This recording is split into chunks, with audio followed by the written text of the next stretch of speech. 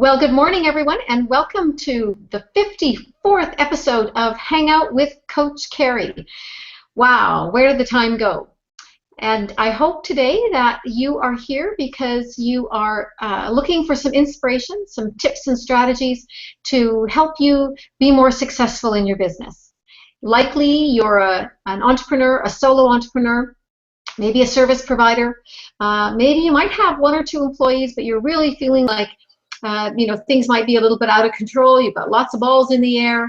Where are you at in your business? And today, hopefully, I'm going to be able to help put some clarity on that for you and give you some ideas. Today, our topic is how to build a good A-team. What is an A-team? How to build a good A-team so that you can focus on what you are good at, what your gifts are, what you're really meant to do in the world, and don't get caught up in administrivia. I love that word. So today I've got three VIP panelists who are going to be here to ask me some questions regarding this topic. And why don't we get right into their introduction. So Kathy Scott, why don't you introduce yourself, please? Good morning, Kerry and panel. Thanks for having me on again. I always enjoy these sessions and learn a lot. I'm Kathy Scott. I have a business called Niche Travel, and I specialize in women's tours all over the world. So boutique small group tours of 12 ladies and a ton of fun. So hopefully some of you will check me out and join one of our tours on www.nichetravel.ca. Excellent, great. And Grace Gary, tell us about you and what you do. Good morning, Kerry. Thanks for having me on. I'm Grace Gary. I'm a registered counsellor. My business is Graceful Solutions, and I help women break the patterns of emotional eating and take control of their lives and lose weight and other good results. And I can be found on gracefulsolutions.ca. I offer tips on emotional well-being and losing weight. Excellent. Great. Thank you, Grace. And Mary Lou, tell us about you. Good morning, Kerry and panel. Thanks again for having me on.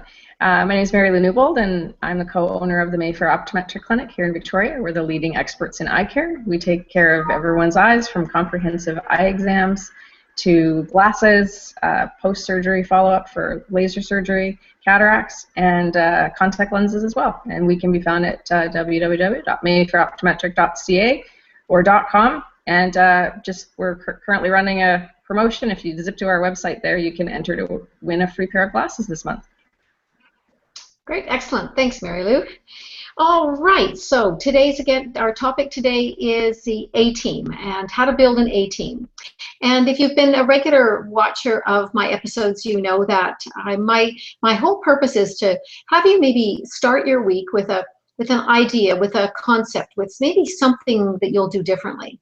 And so today I want to talk about this whole idea of having an A-team and where it might fit for you, where you are in your business right now in terms of its maturity, and what you need to have in place at certain stages with that.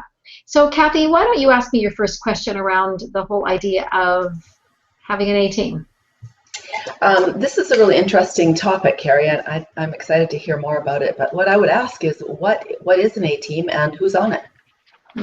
Great question.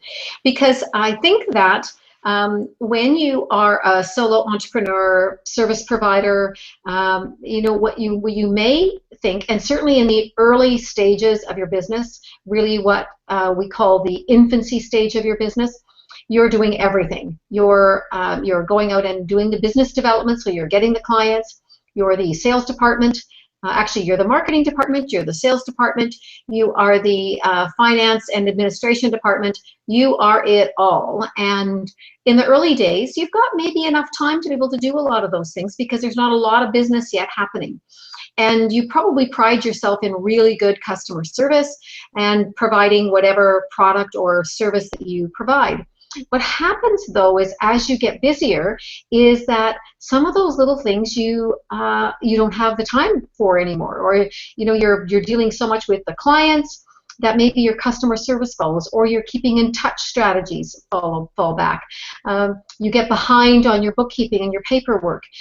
So what an A-team are those people that you've identified that can take on some of those tasks, ideally those things that, if we were to look at an organizational chart of any business, there's a marketing department, there's a sales department, there's the operations, which actually have finance and administration and IT and all of those other things in it.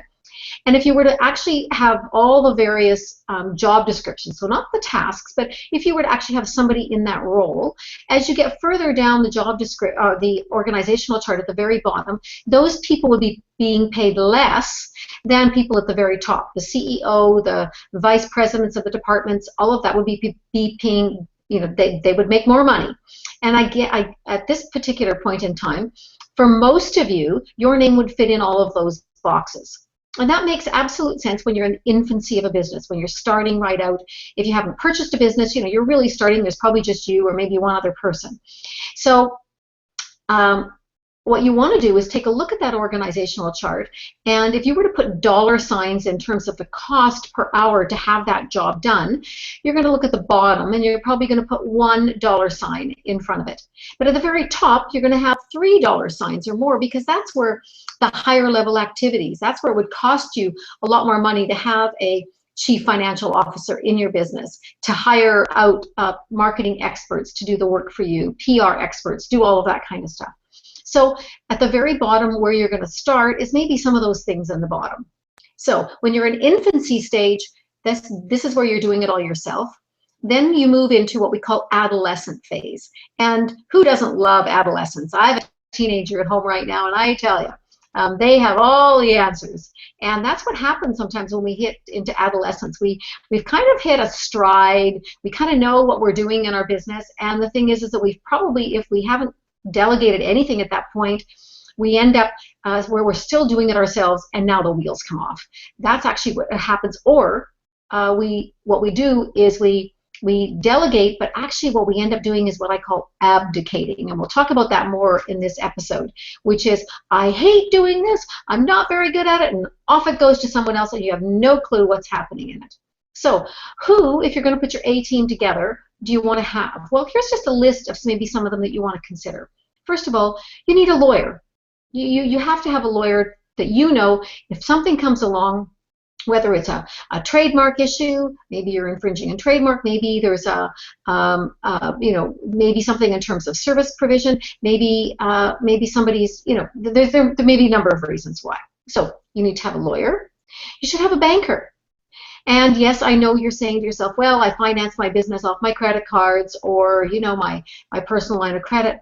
I want you to develop a relationship with a banker, one of them that you can go into, that you can have that relationship with. There, you can talk about various products that are there, and the time to do it is not when you need the money. The time to do it is when you don't need the money. So build those relationships at that stage of time when you're not really needing it, and then when you want it, then you can go back in and you've already got that relationship established. You also need to have a bookkeeper and an accountant, or at least, you know, combination thereof, depending on the stage of your business. You absolutely have to have those, and because there's a certain point that it absolutely does not make any sense for you to be doing your own books, because again, that's a lower level activity than you in terms of growing your business. IT, having an IT department, having people that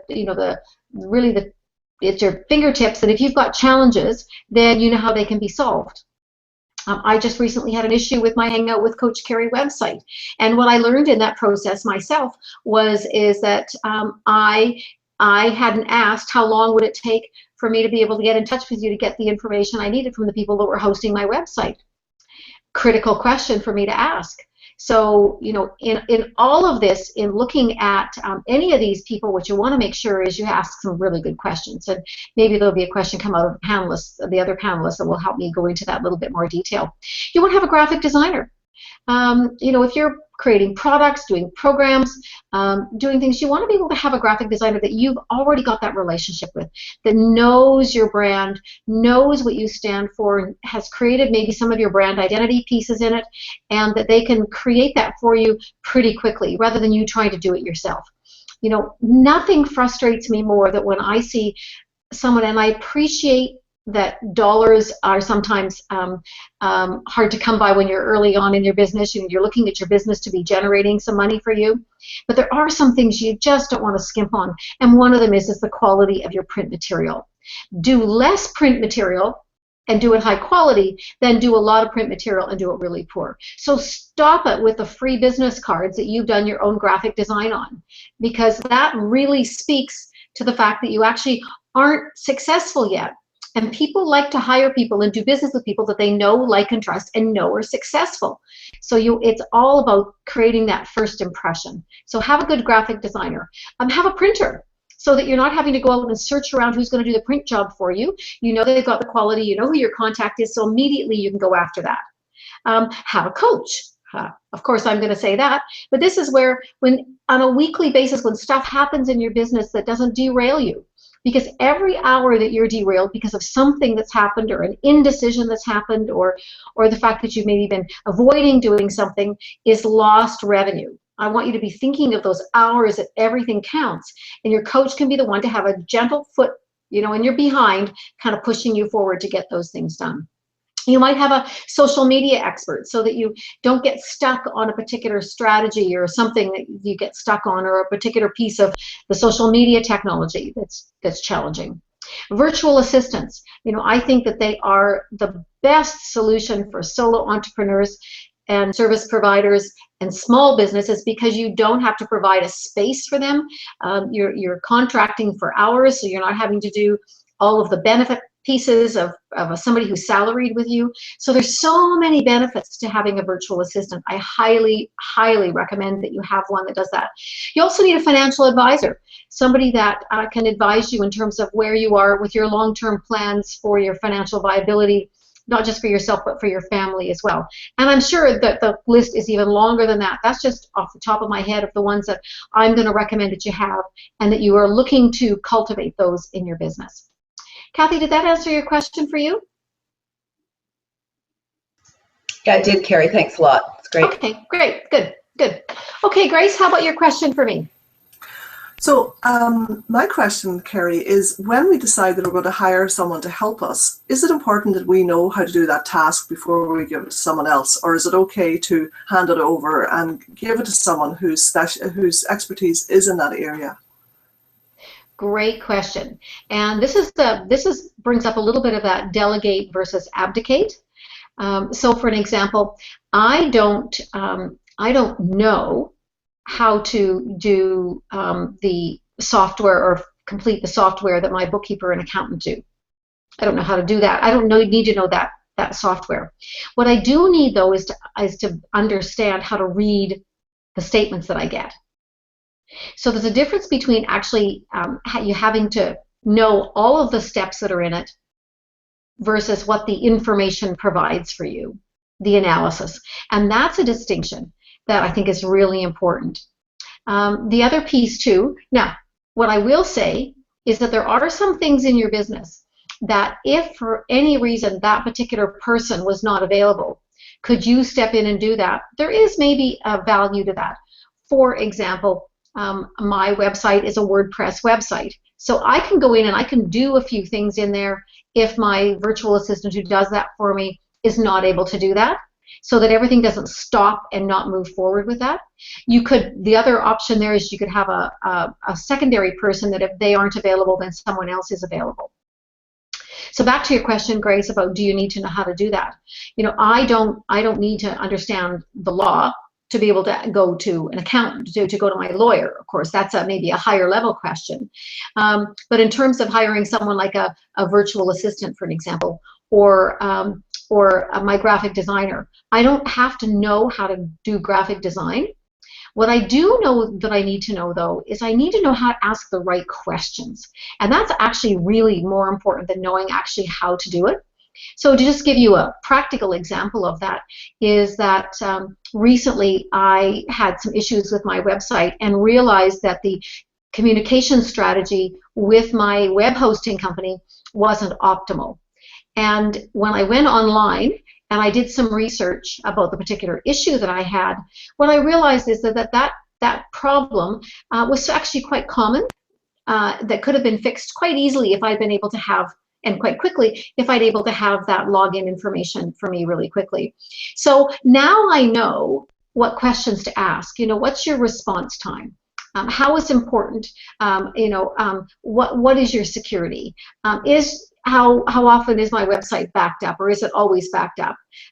What I learned in the process is that we should all have a mirror to our website, like a secondary website that actually is like a mirror of our existing website. So when we're doing any work on our website, or someone else is doing work on that website, they actually test it first on the secondary website before they actually make it live on your website and maybe then crash it.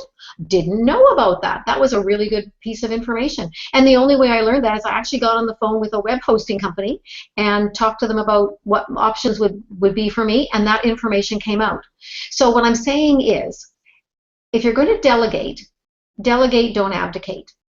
And I understand that it's challenging to know all the questions to ask, but become at least informed. Know how to ask informed questions. And how do you do that? Well, the good news is Google is one of your best resources for that. You know, the how-to question you put in, you will get most of all of the answers you need, or at least you become much more informed, much faster than if you looked for other ways. So what I'm really saying in this situation, Grace, is no, you don't need to know how to do everything. In fact, I don't want you to. There is a phrase from a motivational speaker I heard years and years and years ago, and I'm very fond of using it all the time with myself and my clients, which is, there is no sense in doing well that which you shouldn't be doing at all. So again, if you're doing these lower level activities in your business, this is where you really want to say, okay, what's it costing me to actually do this myself? It may take you 3 and 4 times to do something, versus if you hire someone else to do it, who can do it in a much shorter period of time. And then you can be doing what you're good at, which is your customer relationships, which is your business development, which are, you know, all of those kinds of things. So it's really important that you don't get caught up in what I'm going to call that administrivia, or doing something that there's really no reason for you to do it over and over and over again. You know, you may want to do it once. If it's something that you actually do know how to do, or at least it's fairly simple, process that, or create a process or a system for that, and then you can take that and then you can delegate that to someone to do, because now you know what to ask them to do. So I think that you need to educate yourself. You need to make sure that you know what it is, what questions to ask, and then hire right by having a hiring process in place for those people so you can ask the right questions. Grace, was that a good answer for you? It sure was, Kerry. Thank you. Yeah. Great. Excellent. Good. So Mary Lou, for you, I mean, I know you actually have a team, so this will be an interesting sort of a support team around you. What's your question for me that would relate to this topic today? Well, Kerry, I believe strongly in having a good support team, and I agree with many of your list there.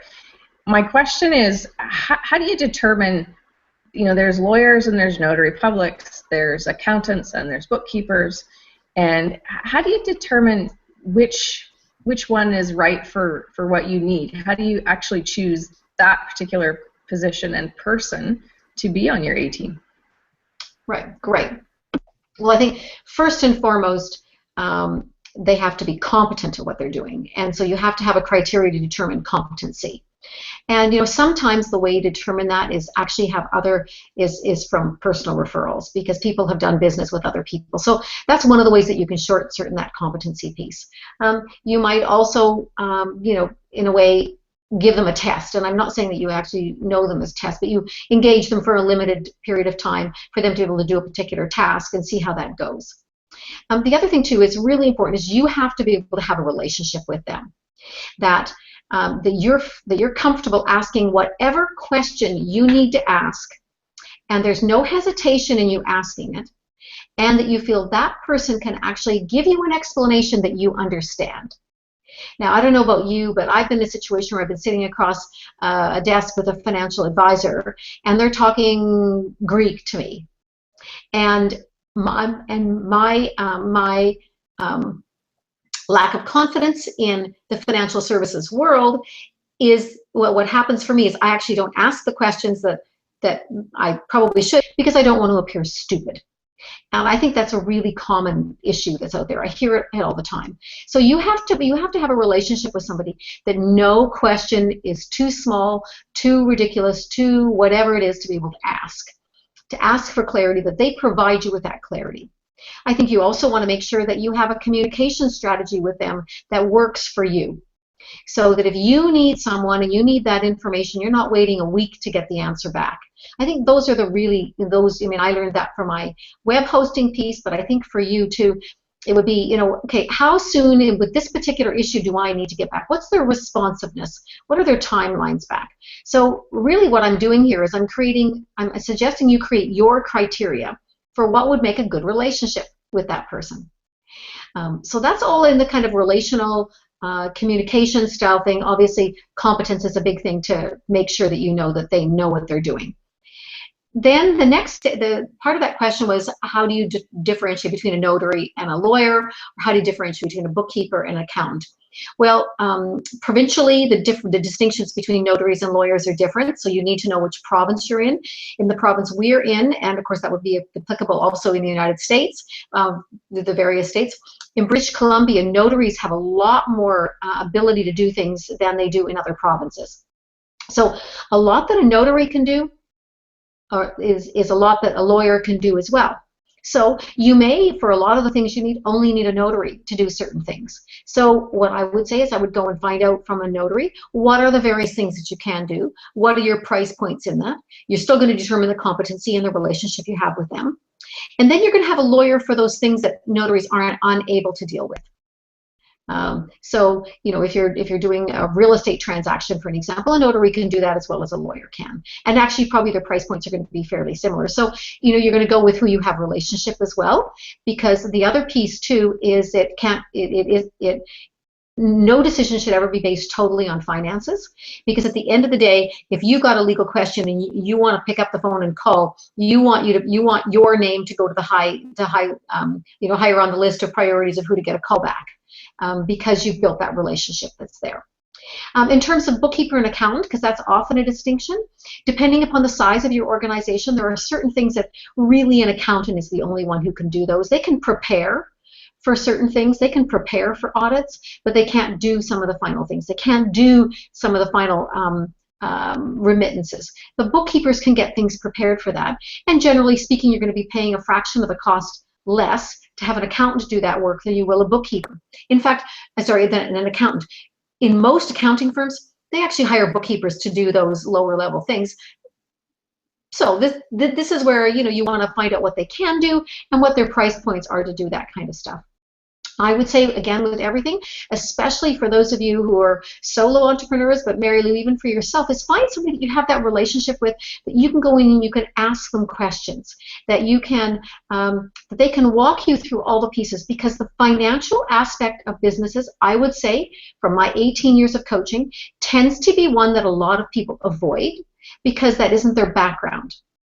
And just because you're not good at something doesn't mean you shouldn't at least understand some of the pieces of it.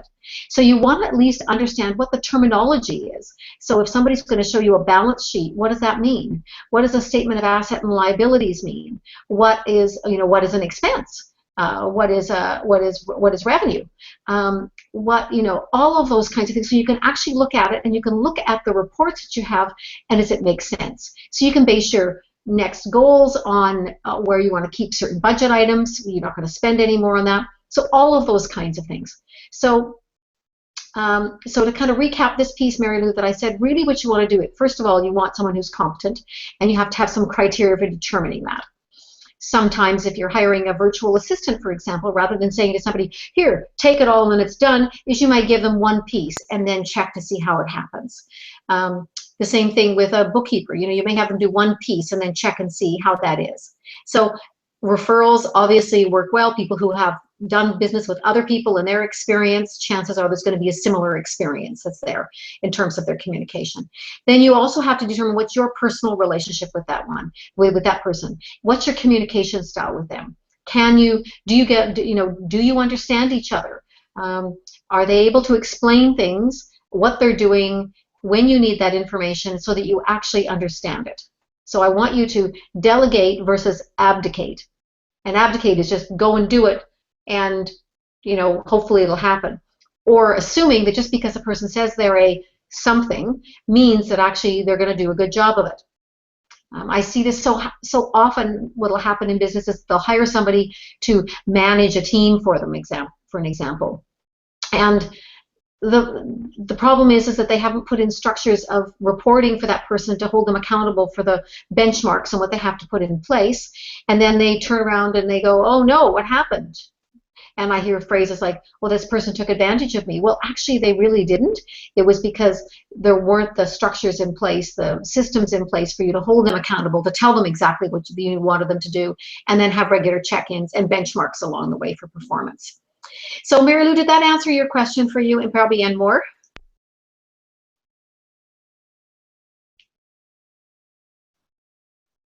Mary Lou?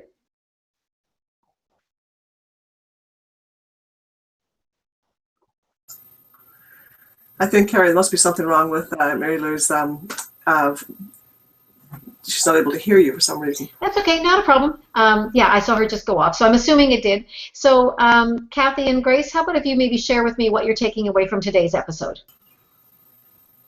Well, I'll start, Kerry. One of the things I didn't realize is I have a lot of people on my team already. I hadn't thought of them as my team, but whether it's a financial advisor or it's a bookkeeper.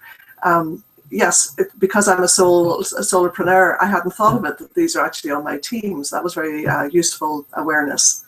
And I like the idea of appreciated the difference between delegating and abdicating. That was a helpful distinction. Great, excellent, thank you. And Kathy, how about for you? That was a great episode, Kerry. Lots of things to think about, and for me, for sure, I tend to think I can do it all, and the reality is I can't. So, it gives me some food for thought for where to start on bringing on more people onto my team. Great. And Mary Lou, you're back. Great. Tell me what you took away from this episode and the piece that I shared regarding your question.